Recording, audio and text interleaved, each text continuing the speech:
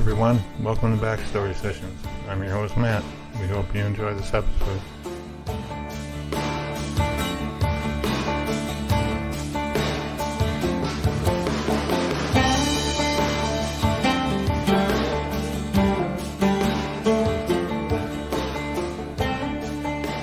Hey everybody, it's Pat, and I want to welcome you to this episode of Backstory Sessions. I'm joined today by my co-host, Matt. Hey, Matt. Hey, Kat. Hey, everyone. How are you? This season, Matt, has been, I feel like, so exciting so far. I mean, we kicked off with rock and roll, and, then we went into the kind of now the nostalgic TV shows that we grew up with. So I just find it really exciting this season so far. Yeah, it's been great, of course. Well, not only nostalgic, but we have the OG Mean Girl, Nellie Oleson. Yeah. From Little House, yeah.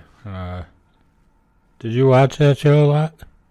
I did watch that. My dad's favorite was the Waltons, but I would say a close second would have been Little House on the Prairie. For him or for you? For him. Okay. For me, like, I don't know. I like from childhood shows, they definitely Little House would be like way up there. I've seen, like, I would say I've seen all the episodes, but again, I didn't watch them all necessarily when they were on. I've come to appreciate the show more as I've grown up and watched, different parts of it again that I see. Maybe missed out on or forgot about. Were you a Nellie Oleson fan? She cracked me up, I mean, she was so, like, mean. Yeah. But, I felt like she was a product of Harriet, her mother. Oh, yeah, she was pretty, well, I don't know about mean. She was just kind of, I don't know, at times crazy, I guess. I think she had quite a bit of a mean streak, though, an adult kind of way, because, she would cheat or do, different things to make, Nellie win or Willie, I mean, so she definitely was controlling, and, they both were, like, over the top, hysterical emotionally. Right, yeah. But I guess, like, we did a poll in our group, about if people loved Nellie or hated her or loved to hate her. And most people loved to hate her. There was hate, but, nobody said that they loved her. Wow. I know. But they did love to hate her. So, while she was, like, mean and, a villain in that way, she wasn't like a soprano villain. You know what I mean? Yeah. Did you read any of the books? I had the whole box set. Oh, wow. Did you actually read them? I would like to say I'm more a collector of books. Yeah, I seem to remember you saying you don't like to read very much.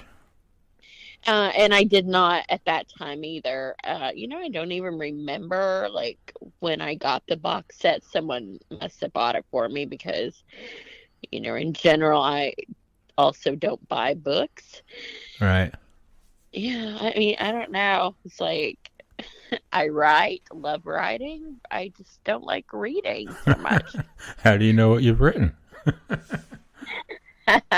Well, nobody else would know, that's for sure. Because I wouldn't say that. I mean, plenty of people have seen some of your plays performed and stuff, so, by extension, I guess, they read your stuff. Yeah, so typing, like obviously people should be able to read that. Although, even at that, like I'm a horrible at typing too.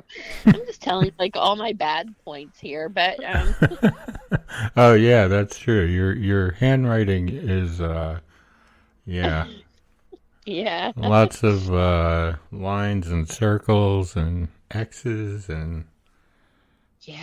So we also had a question about that in the group.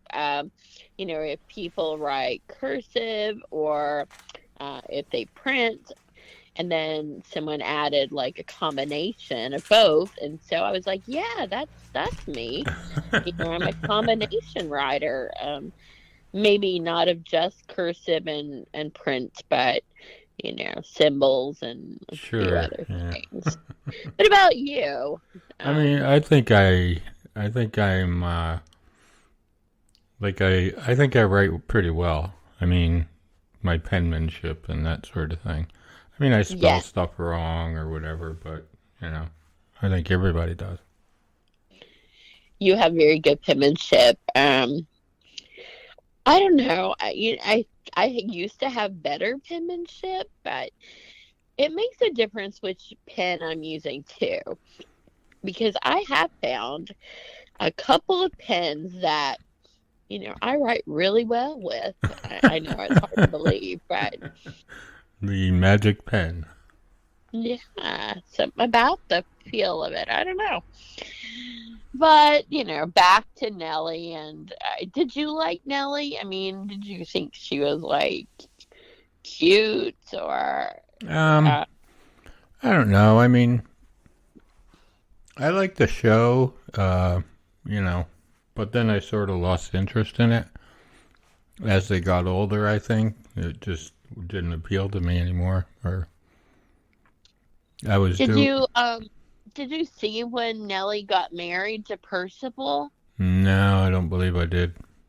Because she kind of like, if you would have hung in there till the, you know, end, she gets married, and she actually, Percival straightens her right out because she's like being a brat to him. He's brought there to like so her mom buys her a restaurant Right, uh, because she wants her to like get a man, and this is the only way she feels like a husband maybe he's gonna like because she has a restaurant. right, But the restaurant, nobody like Nellie can't cook. The place is failing, and so they bring Caroline in to cook and like try to make it work. But so they bring in Percival because Nels is going to shut the whole thing down. He's like, this is ridiculous. right. So they bring Percival in as a last ditch effort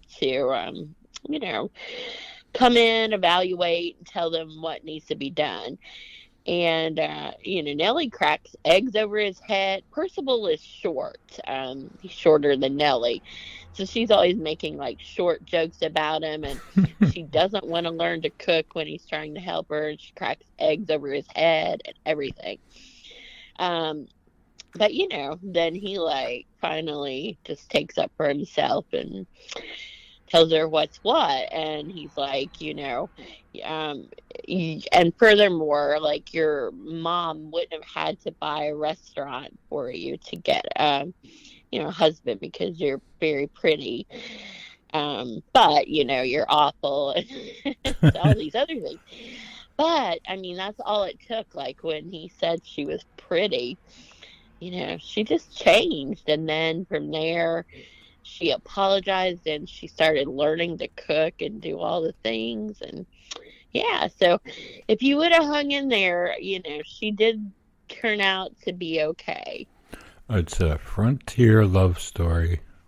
Oh, I know.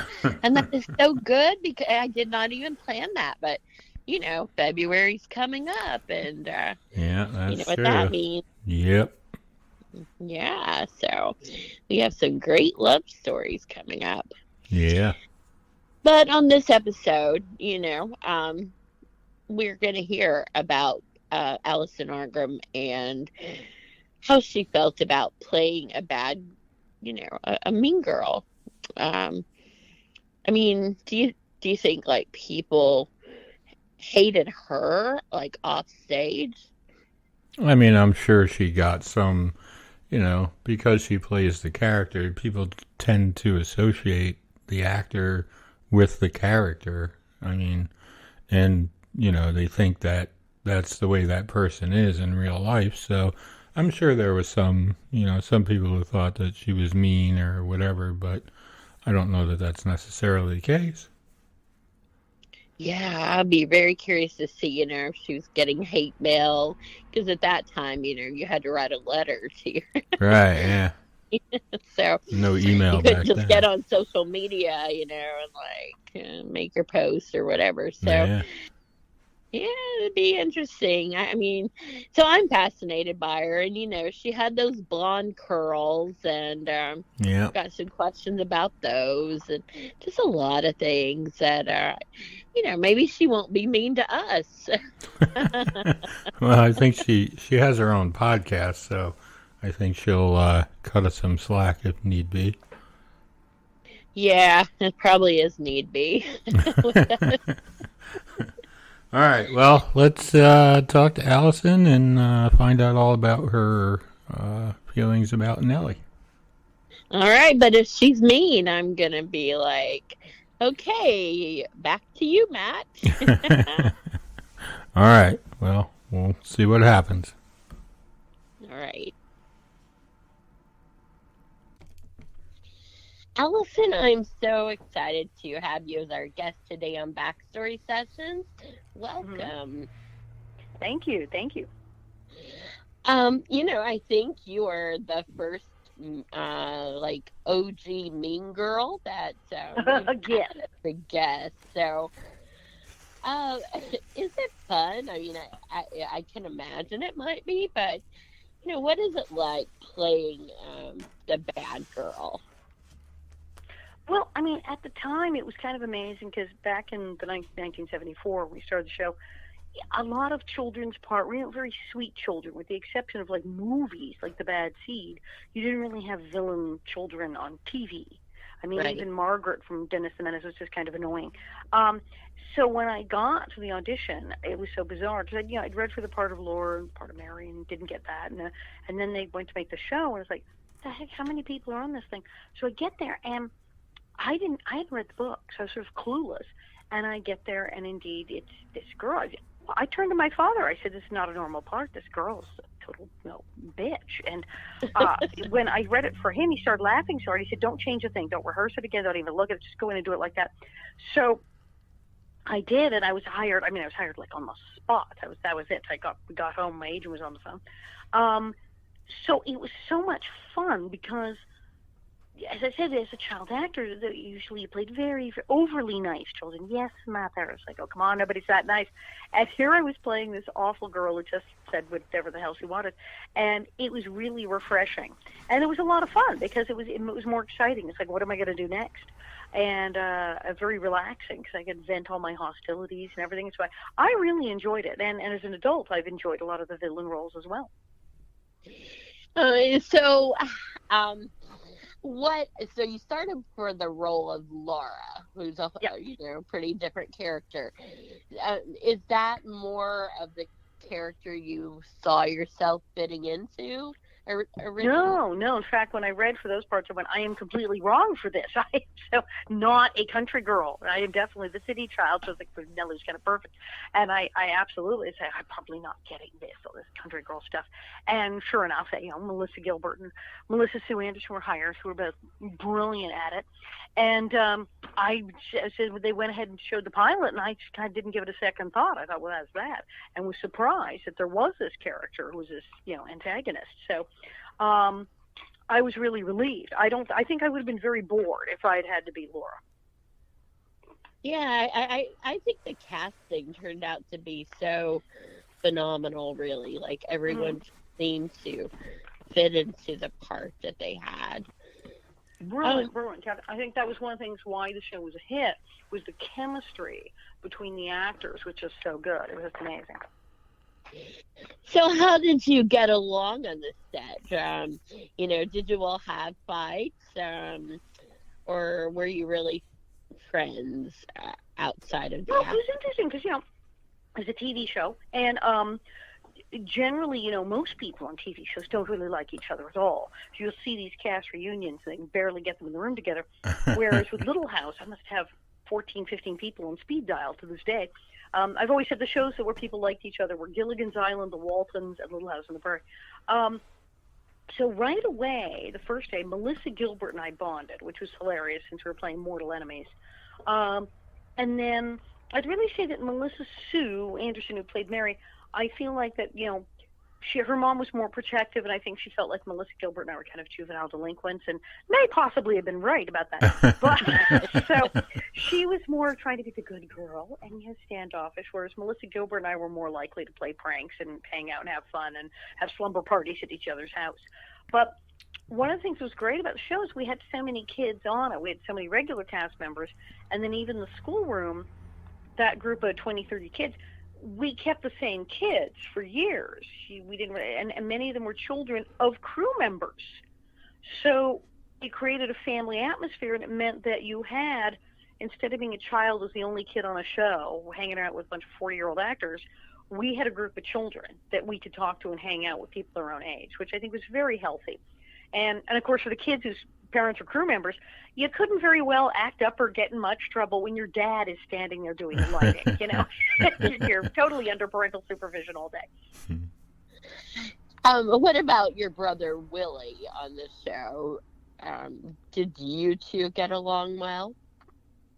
I like him because you know that Jonathan Gilbert played Willie's Melissa Gilbert's brother. Yes. So here Melissa has her real brothers playing my brother, which was great because she was kind of like, I don't really want a little brother, you can keep him. So I was like, I'll take him. He was hilarious, very, very, very smart little boy, and very unusual. He used to crack me up because he would say he wouldn't read the whole script. I mean, he started the show, he couldn't even read. His mother would have to read him because he was so little. And then even long after he learned to read, he wouldn't read the rest of the script, just like his section. And I said, why on earth? What are you doing? He said, I want to be surprised when it comes on TV. I said, it's very weird. He was one of the only people on the show who could ad-lib and get away with it. He was actually quite brilliant for his age. Interesting. Well, the character of Nellie, she does grow up and meet Percival, and that seems to be like a turning point for her. How did you feel as Nellie did develop into a woman? Well, and that was another thing that was unusual about Little House. Most TV shows or sitcom that kind of try to keep them kids as long as possible. And people would say, God, did they try to, force you to still be like a... I said, no, on Little House, you hit puberty, they got you a husband. They just married us off, like it was the 1800s. So one by one, we all got married. And so Nellie, and it's interesting because at the time, they didn't really know much about, like, say, the real Nellie Oleson's history. She was just a character in the books. It only goes as far as her adolescence when she's at school with Laura. And even then, that's made up because Laura actually based the character of Nellie on 3 different people. There's Nellie Owens, and then Stella Gilbert, and Genevieve Masters. And so these 3 people historically became one character in Laura's books. So it's like, well, did Nellie get married? We don't know. I mean, in real life she did. She married a guy named Henry Curry, but that was out in Oregon.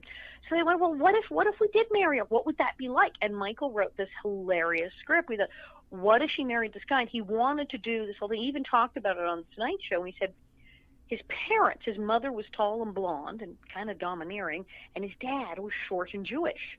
And this was sort of his crazy fantasy of what if his dad had, like, stood up to his mother. I mean, it was getting really like, okay, are we his therapist now? Apparently we were.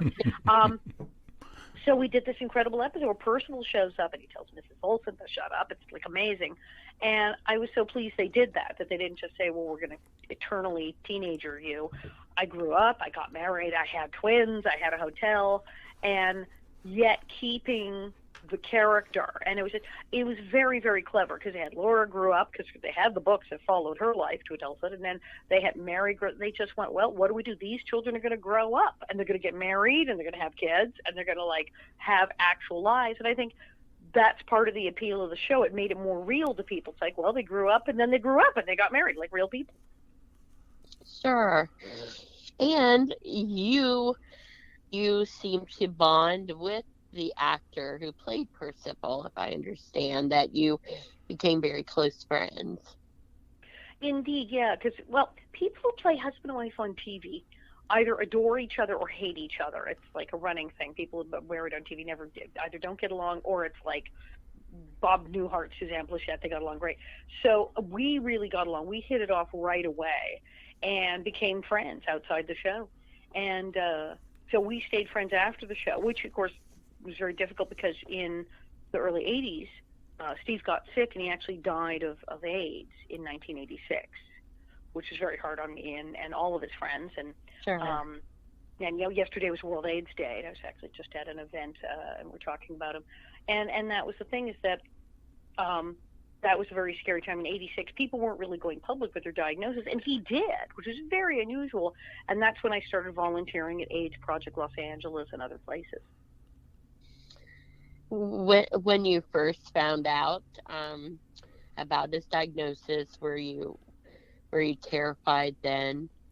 Because, in that time period, AIDS was very scary. And well, I knew that you didn't get VD off a doorknob, so I like I went, well, all the other stories about I caught it from a doorknob or toilet seat aren't true. So I don't think, obviously, if this was airborne, we would be seeing different numbers in different parts of the country, etc. It wouldn't work like that. As someone once said, God, if it was spread by mosquitoes, everyone in Minnesota would be dead. Have you seen the mosquitoes there? So it was clearly a bloodborne and sexually transmitted disease. So I knew I wasn't going to catch it from him. But I was devastated because in 1986, if someone was diagnosed with AIDS, they were given weeks or months to live. Right. And there was nothing. At the time. We weren't even AZT. Nothing. And the other thing was, when they said immune, what I didn't know is, and I've learned so much about the human immune system since, was I said, well, wait a minute. I said, if I have a cold and I sneeze on you, will you die? Is this like the boy in the plastic bubble? It attacks your immune system, so how much of an immune system do you have? And Steve was so knowledgeable. He'd worked with his doctor and found out absolutely everything, and he explained, well, cell-mediated immunity versus humoral immunity. And I'm like, wait, what? So we're going to science class now. And explained, he said, oddly, he said, because of the way the immune system works, he said, those kind of diseases like a cold, I still have the immunity in the cells, the humoral immunity to throw that off. And he said that's why people are dying of AIDS, of very obscure, opportunistic infections like pneumocystis, like the KS, the Kaposi sarcoma, and all of these unusual diseases, CMV, etc. And he said those kind of things. If I catch something like that, like toxo, I'm dosed, I'm done for. He said, but I won't die from a cold. He said, so it's all very bizarre. And so I learned so much then, and that's when I started, taking the hotline classes and learning things so I could help other people.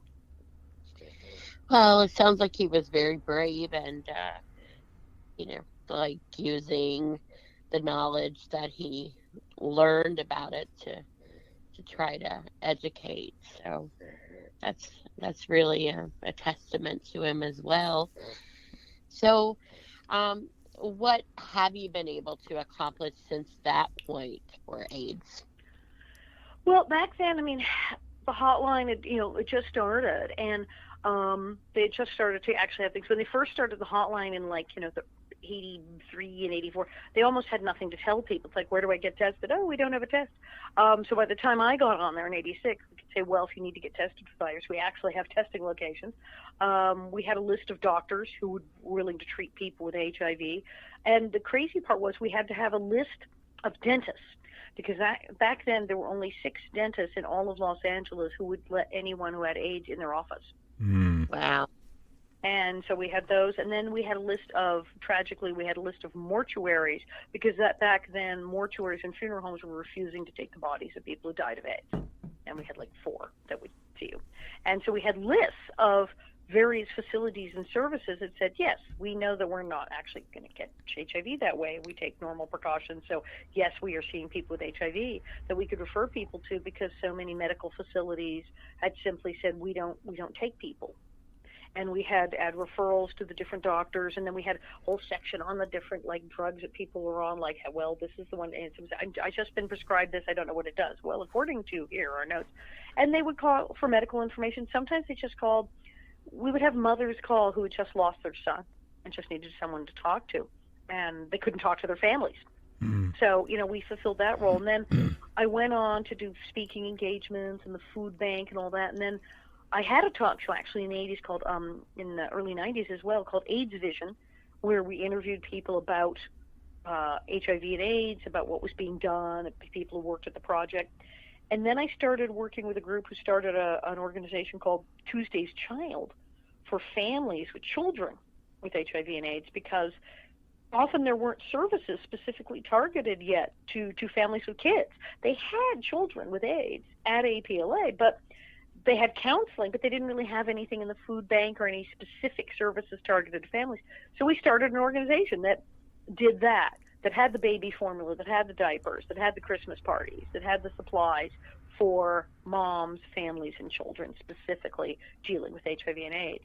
And that was fascinating, because it was shocking how many of them were totally ostracized by their families. A mother and child with AIDS, and she couldn't tell the child's grandparents. Just, awful. But we helped a lot of people then.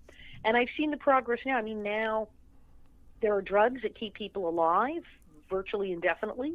There are drugs that people can take that can lower their viral load so they're not going to catch it or spread it to other people. It's very, very clever stuff that's finally, happening. But it was a really long haul, and it's still not curable, and there's still not a vaccine, and it's still going on. And there's still people, who do die of AIDS in this country, and then, of course, around the world where they can't access these things. Well, do you think, Steve, if he could see the progress that's been made, do you think that he would be pleased with that? Oh, absolutely, because one of the things he did when he was sick, I just said they were trying everything. They said, well, we have a drug. We're trying a bunch of drugs out, experimental drug trials. He said, sign me up. I don't care. And he was in this drug trial, so interferon D or something, way, way back in the day. And ultimately it didn't work. Some of the things in that drug they tried were later the building blocks of the antivirals and the drugs they do use now that are saving people. So the experiment sort of it did lead to other things. And that's what he said at the time when I said, well, is this going to help? He said, it's too late for me, but I'm letting them do this in the hopes they'll find a cure for someone after I'm gone. And technically, yes, the drug they had him on, they went, everybody didn't, they lived a little longer, but it didn't work. But this is definitely attacking the virus in a good way. And it was one of the building blocks of the drugs they use today. Mm-hmm. Well, the activism, I know that is so powerful to feel like that you are making a difference. And there's something in your next activism that I want to talk about with child abuse. Yes. That I could not believe. So I guess you just are going to have to make me understand how it could be. But as I understand, when you started out on this quest of activism for child abuse, so when it's been the perpetrator is a family member, mm-hmm. that so many states did not have laws to protect children if your abuser was a family member. Still do in many states. We were able to change the law successfully in about 7-8 states, California and New York being, frankly, the worst offenders in this. We did North Carolina, a bunch, Illinois, but California, New York, of course, being the most populous, was affecting the most people. What they had was a completely it sounds completely insane, but seriously, they did this. I mean, I actually had to carry a copy of the law in my purse because I go to talk to people and they go, that can't be right. And I'd hear it, you can read it. It was an exception, the incest exception for familial offenders. if someone, a child molester, attacked the child next door, say under their state law, such a crime was punishable by 20 years. Okay. But if it was the parent or the aunt, the uncle, they even said like a family member living in the home, so just someone who was like boarding there would count as family member, any relation at all to the child, their lawyer could say, okay, my client is guilty. These are people who were convicted. It isn't just like, well, did they do? These are people either confessed or were actually already convicted of the crime. Instead of saying, well, right here on the books, it says that this particular offense is 20 years, they would say, oh, but it's a family member. Therefore, you're going to have deferred entry of judgment, and you're going to serve no jail time. You're going to offer therapy instead, not in addition to, but instead of, so 0 jail time, plus deferred entry of judgment, which means you don't have a record. Oh, wow. So someone could, and frankly did, in many cases, sexually abuse multiple children, nieces or nephews, what have you, and they could turn around and become a school teacher, open a daycare center, whatever, the next day, because they had no record. They didn't have to become registered sex offenders, nothing. And so, the deal was, they said, well, if you committed the same crime again, well, then we'll send you to jail. But by then, there you have another child becoming a victim that didn't need to be, because they already knew what they were. And the crazy part is, they actually had a guy, he did go to jail, but his case became sort of famous in legal circles because he argued, when he got caught doing the exact same thing again to another poor child, he said, well, I don't have a record because the first time you let me have the exception, so it's every offense is still my first offense. And luckily they did not believe him. They said, no, we're not going to go with that. You're definitely going to prison. But something like 40,000 people went free under this law over many years, just in California, where they would plead out and say, I don't have to go to jail. And of course, many of them did not just sexually abuse people in their own family. Of course, they sexually abused people in the neighborhood and other children. But the one they got caught for, say, was a stepchild or a niece or nephew, and they were able to completely avoid jail or a record because this was absolutely in writing in the law. And serious crimes. It wasn't like, well, the lesser offenses. It absolutely included multiple victims, continuous abuse, all the worst offenses. And we were just astounded that this could be on the books and in so many places.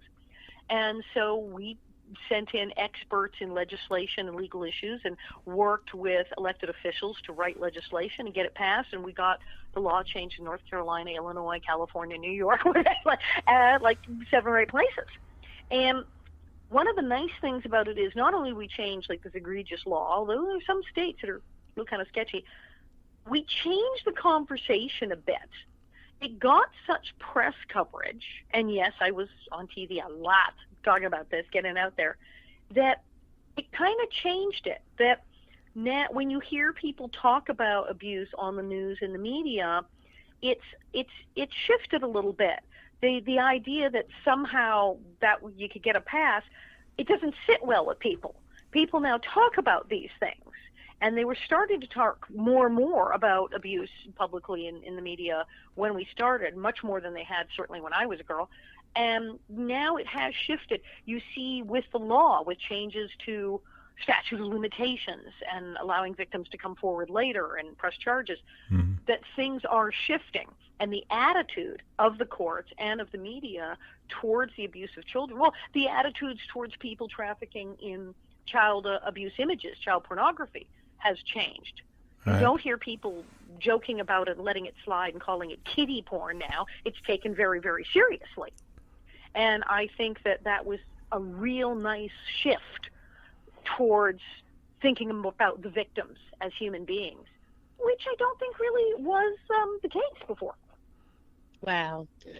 I mean, that's just, I can't even wrap my mind around what you said. Oh, and if you had been in Sacramento and heard like the completely insane things that some of the elected officials were saying to us about why this law was okay, we were just sitting there with our mouths hanging open, our whole team going, you didn't really just say that. But it was amazing. I think, you know how it is, everything comes down to money eventually. And there were people who just felt, well, what a great way an attorney could make money. He could say, well, I'm not going to have to go to work and actually defend my client. I'll just have my client plead guilty, and he doesn't go to jail. Yeah. What a savings. He still gets paid. And then there were prosecutors who said, I don't have to try the person. I don't have to prosecute them. I'll just let them go and say, if you plead guilty, you go free. And then I have a 100% conviction rate. Nobody went to jail. Wow, that's crazy. And there were people who said, oh, that was a good idea. Luckily, we found enough people who said, no, that's a terrible idea. We've even found, not only do we find prosecutors who said, no, that's a bad idea, we found defense lawyers who said, this law is a terrible idea. Yeah. And said, no, we shouldn't do this. Well, at least there's some hope for humanity that people have goals. I tell you, we were in Sacramento, and they were saying, no, this is a great law. We're totally keeping it. We went, really? We were sort of horrified. Because, Arkansas changed their law before California. Arkansas modernized their child abuse laws before California. Wow. So we were like, really? You're behind Arkansas? Is that where you really want to be? But I can say, thank heavens it did. And such a shift in just how people even talk about victims and survivors. It's a pleasure to see. Did you see yourself going in the way of the activists? I mean, I know, some of this was brought about by friends of yours who, were dealing with different things. But did you see yourself being sort of, I don't want to say the face of or a spokesperson or whatever, but, I mean, did you see things going that way when you started out? I don't think so. I think I had always done things for charity and stuff. When I was very young and I was on Little House, it was popular to go to events, Toys for Tots. Right, yeah. All the telethons. Oh, gosh, the Special Olympics. I love Special Olympics. And I would always go to all these things. And a lot of the actors would just kind of go. Right. And then that'd be it. But I would go, and I'd actually like it and say, when are we going again? Some people, they'd go to Special Olympics, they'd spend a couple of hours. I'd spend the whole weekend. And to get involved in these things, and I thought, how marvelous that because I'm on TV, yeah, they're saying I can do public service messages or go in this, and this can actually help people. I have this ability just by showing up. I can bring attention to this cause, raise money for this charity, right, and help people. Wow, what a freebie. And so when the time came, it's like, well, we're doing sort of AIDS, but you can do PSAs, you can do television interviews and talk about these things. I said, fine, sign me up. And that's just how I felt about these things ever since. That's awesome. Did you find that people, when you were younger and you were still on Little House or even shortly thereafter, did you find that people reacted to you in a certain way, like, you were the mean girl on Little House, and did they treat you that way, like the character versus the person? I think still. I have my friends. We'll meet people and they'll find out they're friends and be like, "Oh God, you're friends with her." I mean, what's that like? And my husband says it's good. He gets sympathy. People offer to buy him a drink. So it is weird. I do occasionally still meet people who are still afraid of me. And it's great. They usually aren't really mean to me. They're usually kind of terrified. Yeah. Which I get. As a teenager, it was on one hand it was kind of good because I was a little shy as a teenager. So it was like, okay, well they're all afraid of me. So if I go into a party, everybody kind of backs up and gives me my space until I can get used to the room. Right. So that sort of worked. And it was weird though. I could only date people who had not watched the show. It was just too weird if they'd watched it. They either didn't want to date me or they were some kind of weirdo. So I would date or marry someone who Mm-hmm. never watched Little House. But it was it's still very strange. There are still people who don't know quite how to react because they've seen the show. So I did a play, and the guy I was co-starring with had been a huge fan. He'd grown up watching. He was very young, and he said when he was little, he was terrified of me. When he was like 8 years old, this girl was to come to my house and beat me up. And so we actually had to sit down at like the, a party before we did the show so he could actually meet me and talk to me, because he said, my brain is saying I should run away because you're here. And of course we became huge friends after that. But I have had people behave very strangely, yes, who like pranks. It's funny now, but oh my God, yeah. Yeah. All right, Kat, we have to let Alison go, but do you have one more question? I was just going to ask, what's next for you, Alison? Well, I got a show coming up because I'm doing, I do in-person shows, I do live shows, and then I do online shows. Of course, I just said every Tuesday at 5 I have the Alison Arngrim Show and UBN Go and Facebook. But coming up on Friday, December 16th, I'm doing a comedy show, but it's all online. You can go to stageit.com and buy a ticket. To Naughty Nellie's Nasty Nellie's Naughty Noel, and it's my stand-up routine, but like as a Christmas theme. And I'm in my living room, and you can watch it from your living room. It's live. It's totally crazy, and the people log in. I'll be taking audience questions. I'll have people like submit questions beforehand, and I will be doing a live show literally in my living room on December 16th. That's awesome. Yeah. Well, I would have to say, for our first OG Mean Girl, I think you're pretty terrific. So, no, thank you. That's very nice of you. Thank you. It's been amazing to have you as a guest, and I hope you'll come back. Oh, thank you. You get free. Invite me again. Sure. We will definitely do that. All right. So, again, thanks for being on, and we hope to talk to you soon. And we'll let you go and get on with your day. So, thanks again. All right. Well, thank you so much. You guys have a good day and get well. Thank you. All right. Take care. Thanks. Bye.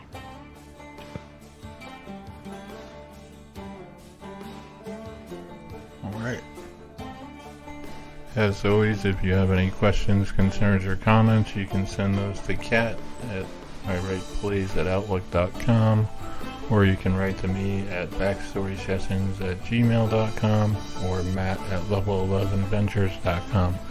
Thanks for listening, and we'll talk to you soon. Take care.